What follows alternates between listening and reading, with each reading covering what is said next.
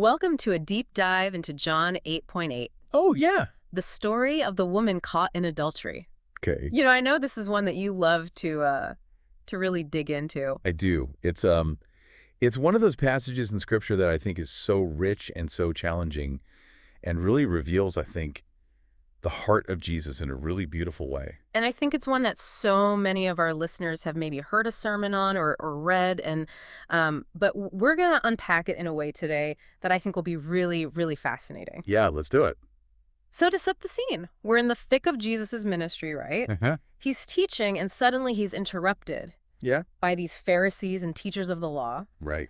dragging in this woman they say was caught in adultery. Yeah, and what's interesting there is I think oftentimes we kind of gloss over that, but to be caught in adultery means that she was literally caught in the act. Right. So this is not like hearsay or somebody thought that they saw something. Yeah. This was very cut and dry. Yeah. So it's a very public and very shameful act that she's been accused of. Absolutely. And the punishment for adultery under Old Testament law was stoning. Yes. Very public and very brutal execution. So the Pharisees here are trying to trap Jesus. Yeah. Because if he says, don't stone her, well, then he's going against the law of Moses. Right. But if he says stone her, well, that goes against his entire message of love and forgiveness. It does. It's a lose-lose situation that they're trying to put him in. And they've done this before. Yes, they have. Like, this is their MO. This is their MO. They're Yeah. constantly trying to find ways to discredit him, to trap him. Yeah, so they think they've really got him this time. Yeah. And the way Jesus responds is so unexpected. It really is. It's so fascinating. Instead of even, like, dignifying their question with a response, he bends down and starts writing on the ground. Yeah. And that image of Jesus writing in the dust is always just so striking to me because it's such a powerful contrast to something we see earlier in the Bible with the giving of the Ten Commandments. Absolutely. I mean, you have God himself writing with his very finger on these tablets of stone. Right. It's an image of permanence authority, divine judgment. And here you have Jesus kneeling down, getting on the level with this woman and writing on the ground in the dust. Right. Which speaks to something completely different. Yeah, I mean that image just, I think, speaks volumes even before he says a word. It does. It does. What do you make of that contrast? Well, I mean, you hit on it. It's the contrast between stone and dust. Okay. I mean, stone represents something that is fixed and unchangeable. I mean, we even use that phrase today, right? Yeah, set in stone. Set in stone. Yeah. And so it's interesting that God would choose to use stone as a way of communicating his law. But then you have dust, and dust is fluid. It's temporary. It's associated with mortality, with human frailty. It's interesting because it almost makes me think of, for dust you are, and to dust you shall return. Like, we are dust. We are dust. We come from dust and we return to dust. And so is there a sense in which Jesus is highlighting the difference between divine judgment, which is absolute, Right. and human judgment, which can often be so flawed and temporary? Yeah, I think that's a really powerful way to see it. He's not erasing the law or saying that the law is irrelevant or invalid. All right. But he's placing it within a larger context. And I think it's really helpful to remember that the Ten Commandments were given to a specific people Okay. in a specific time for a specific purpose. And that purpose was? To reveal our need for God, Yeah. to show us that we are not God, Okay. that we are not the standard of righteousness. The law acts as a mirror Okay. to show us our imperfections, our shortcomings, Yeah. the gap between our actions and God's holiness. So the law shows us the problem, but it doesn't necessarily offer the solution. Exactly. Yeah, that's a great way to put it. And that's where I think the story takes such an amazing turn, because the Pharisees are so focused on the law, so focused on condemnation, Right. that they miss what Jesus is doing. He's not there to condemn. He's there to offer a new way. And that's where this idea of the old covenant versus the new covenant comes in. Absolutely. Which is a huge theological concept, but I think it's really, really relevant here. Yeah. So can you kind of unpack that for us? Yeah, absolutely. So the Old Covenant we can think of as symbolized by those stone tablets. It was based on law and obedience. It pointed to our need for God. But it didn't fully bridge the gap between us and God. And then Jesus comes along, and through his life, his death, his resurrection, he inaugurates a new covenant. Okay. One that is based on grace and forgiveness. So how does the shift from stone to dust, Yeah. from law to grace, Right. change how we understand Jesus's actions in this story? Like, Wow. What's he really saying to the Pharisees here, and what's he saying to us? Yeah, that's a great question. And I think Yeah. he's challenging their entire framework. Like you guys are so focused on the letter of a law that you've missed the spirit of it. You're holding on to stone when I'm offering you bread. And that's such a powerful metaphor, isn't it? Uh-huh. Stone so rigid and unyielding versus bread which nourishes and sustains. Absolutely. And I think what's so fascinating is how Jesus highlights this contrast through his actions. He could have simply spoken about grace and forgiveness, Yeah. but instead he embodies it. He gets down on their level, literally in the dust, this symbol of our shared humanity. And then he utters that line that just pierces through all of the self-righteousness in the room. Let any one of you who is without sin be the first to throw a stone at her. It's brilliant because he's not denying the validity of the law, Right. but he's exposing the hypocrisy of those who are trying to use it as a weapon. Right. And one by one, they walk away, They do. confronted by their own failings. Their own brokenness, yeah. It's like he's holding up a mirror to them, just like you were saying earlier with the purpose of the law. They came to expose this woman's sin, but they end up being exposed themselves. Yeah, and it's a challenge for us too, isn't it? Oh, absolutely. When we're so quick to judge, to condemn, Yeah. to write people off, are we really any different from those Pharisees? It makes you think about those areas in our own lives where we might be clinging to a stone tablet mentality. Yeah. Are there places where we're emphasizing rules and judgment over compassion and understanding? That's such an important question, I think, for each of us to consider. Are we holding ourselves and others to this impossible standard of perfection? Right. Or are we allowing grace to soften our hearts and guide our actions? Because that's the kind of freedom that Jesus is offering, right? Yeah. Not a free pass to sin, Right. but a release from the crushing weight of condemnation. It's that freedom from having to earn God's favor through our own effort and instead resting in the finished work of Christ.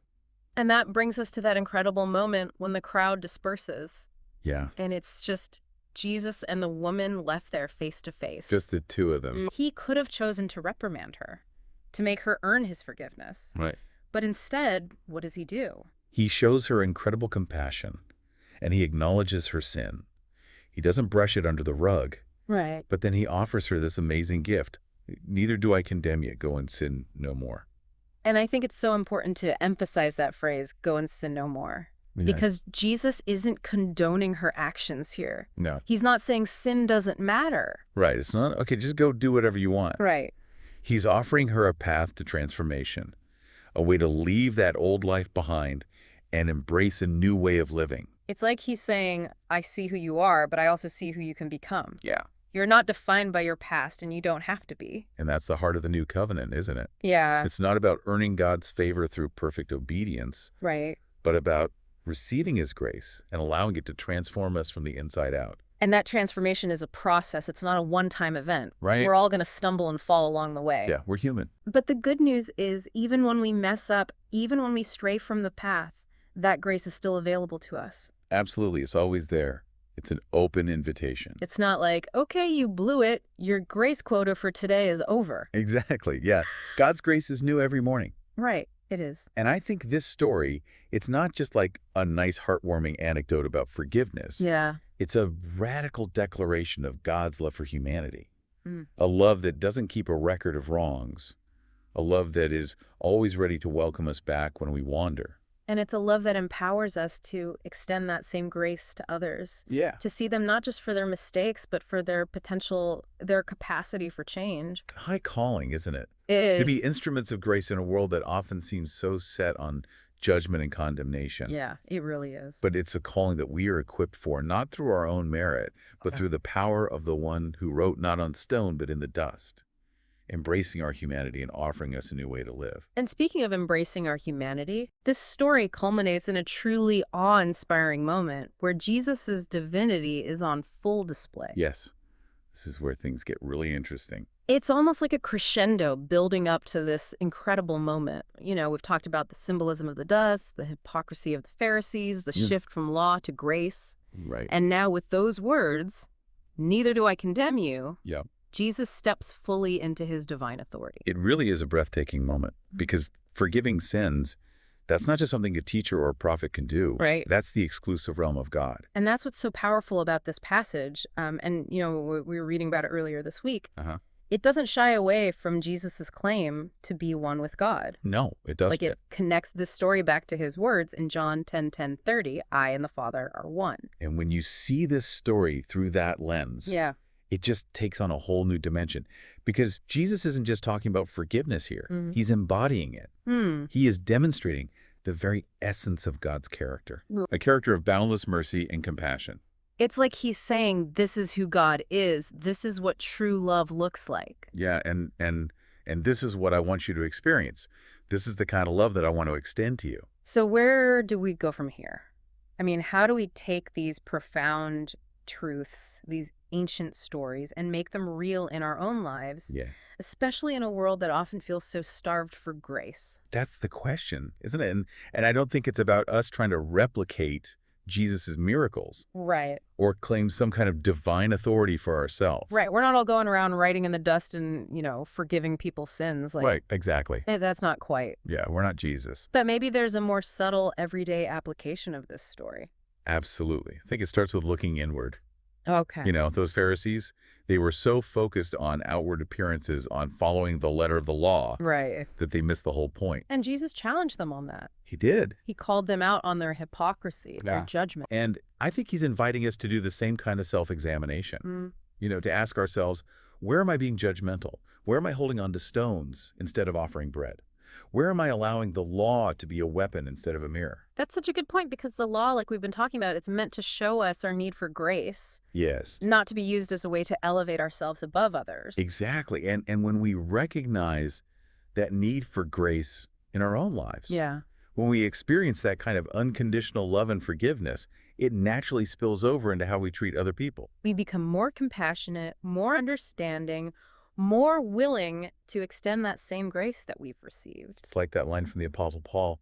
Therefore, as God's chosen people, holy and dearly loved, clothe yourselves with compassion, kindness, humility, gentleness, and patience. And those aren't just nice sounding words, No. Those are actions that flow from a heart that's been transformed by grace. Absolutely. And those actions have the power to change the world. One interaction, one relationship at a time. This has been such an incredible deep dive. It has. We've covered so much ground, from the historical context to the theological implications, Right. to the very personal challenge of living out grace in our daily lives. It really shows the power of these stories, doesn't it? It does. Even thousands of years later, they still have the ability to speak to our hearts, Yeah. challenge our assumptions, and inspire us to live differently. And for you listening, as you go about your week, we'll leave you with this.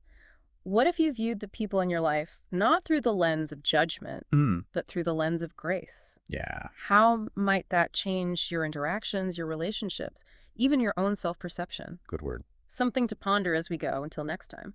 Thanks for joining us on The Deep Dive.